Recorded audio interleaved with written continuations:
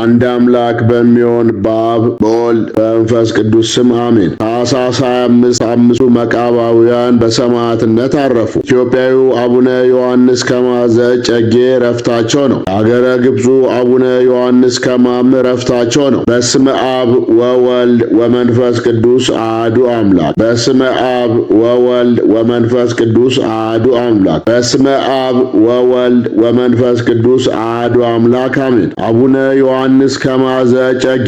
አቡነ ዮሐንስ ከማ ዘእጨጌ የተባሉት ጻድቅ አባት አገራቸው ሰሜን ጎንደር ነው። በብዙዎቹ ቅዱሳን ገድል ላይ ታሪካቸው ተደጋግሞ የተጠቀሰ ሲሆን ቅዱስ ያሬድ በድርሰቱ ደጋግሞ ያመሰገናቸው ታላቅ አባት ናቸው። ከቀደምት አንጋፋ ቅዱሳን ውስጥ አንዱ ሲሆኑ መጽሐፍ ኮከብ ዘገዳም ይላቸዋል። ብዙ ሰዎች የኛውን አባት ግብፃዊ ናቸው ይሏቸዋል። ነገር ግን ስማቸው ከላይ ከጠቀስናቸው ከግብፃዊው አባት ከአባ ዮሐንስ ከማ ጋር አንድ አይደሉም። ኢትዮጵያዊው አቡነ ዮሐንስ ከማ ትግራይ የሚገኘው ቀብጽያ ገዳምን የቆረቆሩ ሲሆን ብዙ ቅዱሳን አባቶችንም በማመንኮስ የቤተ ክርስቲያን ከዋክብት የተባሉትን ቅዱሳን መነኮሳትን አፍርተዋል። በገዳማቸው ቀብጽያ የምትገኘው እጅግ አስገራሚዋና ተአምራትን የምትሰራው መቋሚያቸው ዛሬም ድረስ አለች።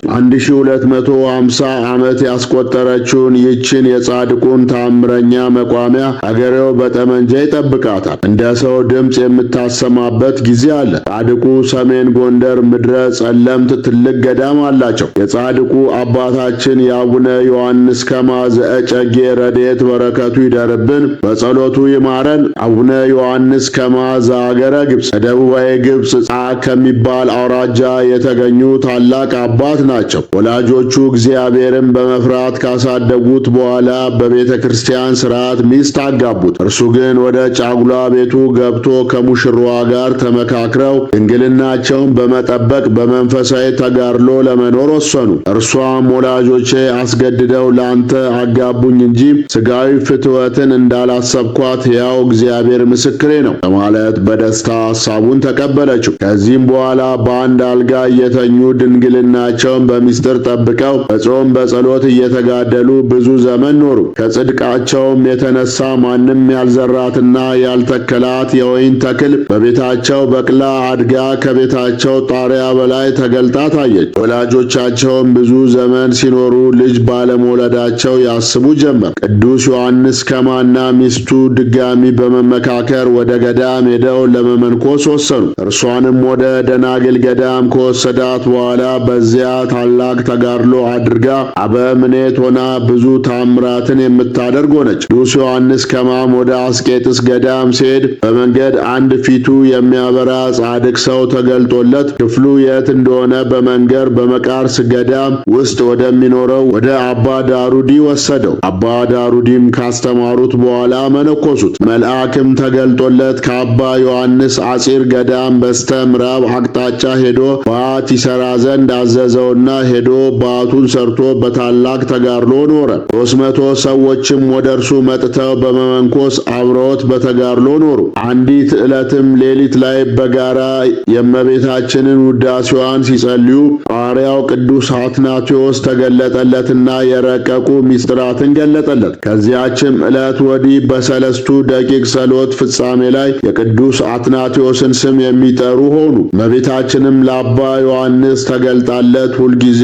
ከእርሱና ከልጆቹ ጋር እንደሆነች ነገረችው። በላይኛው ግብፅ የሚገኙ ሌሎች ገዳማትም አባ ዮሐንስን እየጠሩ ሕጉን እንዲያስተምሯቸው ይለምኑት ነበር። ተጋድሎውንም ፈጽሞ በዚህች ዕለት በሰላም አረፈ። የአባ ዮሐንስ ከማ ረድኤት በረከቱ ይደርብን፣ በጸሎቱ ይማረን። አምስቱ መቃባውያን።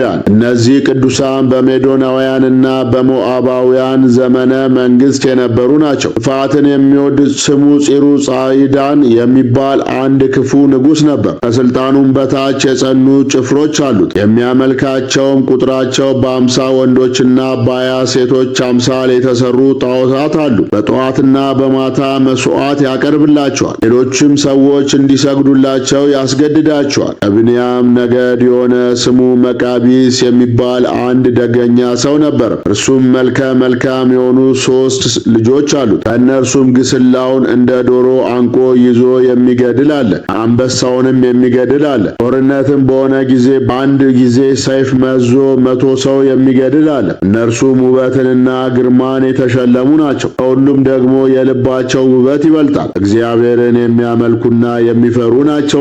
ከሃዲው ንጉሥም ለአማልክቶቼ ስገዱ ባላቸው ጊዜ ሁሉም በአንድ ቃል ሆነው ለረከሱ አማልክቶች ፈጽሞ አንሰግድም፣ እኛንም አንተንም ለፈጠረ ሕዝቡንም በእውነትና በቅንነት ትጠብቅ ዘንድ ላነገሰ አንተ ግን ቸል ብለህ ለዘነጋው ለልዑል እግዚአብሔር እንሰግዳለን እንጂ አሉት። እንዲህም ባሉት ጊዜ ንጉሡ ለተራቡ አራዊት አሳልፎ ሰጣቸው። ነገር ግን አራዊቱ ለቅዱሳኑ ሰግደውላቸው ተመለሱና ከራሱ ከንጉሡ ወገን የሆኑትን ከካዲያኑ 75 ሰዎችን ገደሉ። ጭፍሮቹም ቅዱሳንን በጭንቅ ሆነው ወደ እስር ቤት አስገቧቸው። በበነጋታውም 2 ቅዱሳን የሆኑ ወንድሞቻቸው መጥተው ተቀላቀሏቸው።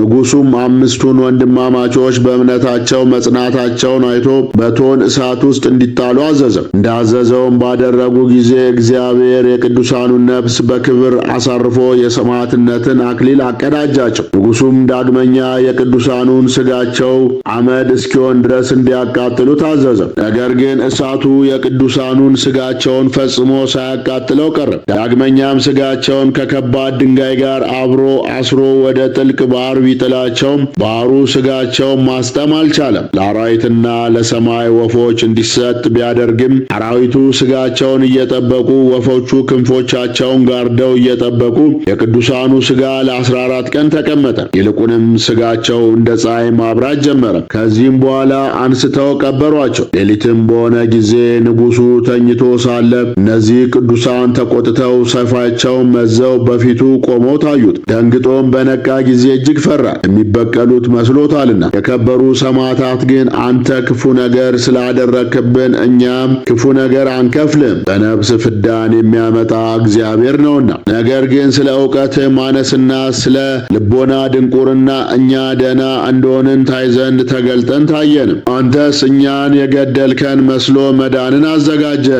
የጣዖቶች ካህናትና አንተ ግን ለዘላለሙ መውጫ ወደሌለበት ወደ ገሃነም ትወርዳላችሁ አሉትና ከእርሱ ተሰወሩ። የአምስቱ መቃብያን ረድኤት በረከታቸው ይደርብን፣ በጸሎታቸው ይማረን። አነሳስቶ ላስጀመረን አስጀምሮ ላስፈጸመን ለኃያሉ አምላክ ለልዑል እግዚአብሔር ክብር ምስጋና ይግባው። የልዑል እግዚአብሔር ቸርነት፣ የእመቤታችን የቅድስት ድንግል ማርያም አማላጅነት፣ የጻድቃን የሰማዕታት ጸሎት ተራዳይነት፣ የቅዱሳን መላእክት ጠባቂነት ከሁላችን ከሕዝበ ክርስቲያን ጋር አብሮን ይኑር ለዘላለሙ አሜን።